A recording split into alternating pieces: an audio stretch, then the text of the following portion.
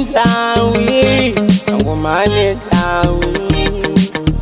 Ayo tondibunzi, kashi haunama chaunongorarama weka semint pamai ndikati kwete nditori nadzo hama pati vese ava ndide vanongonditama atidza kurarama kamusango vachinditi ndinenge chimbwa mupengo kuda kunditenga fanika nengo but nhasi kwinza ziereda ratova nhengo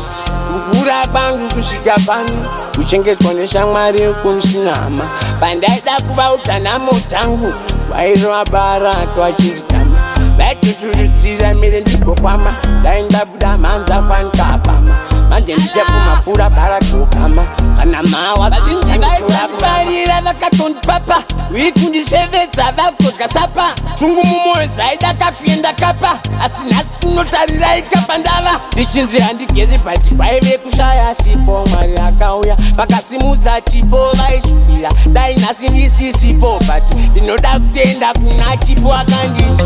kukura kwangu kusvika pano kuchengetwa neshamwari kunsinama pandaida kuva utsanamo dzangu vairova bara twachinditama vaitoturudzira mire ndikokwama ndaindabuda mhanza fanikapama manje ndichapumapfuura bara kokama kana mawa kutanetoramanisa makuda kutondifonera maive piko nai tichitoniomera ndane mari mukaya kundikorofera sajesu pamuti ndikomoda kundirovera ndiavanodaingwa ngwetala pesi pandaishanda kwaive kumhanya hala but nhasi ndinonedza sashabalala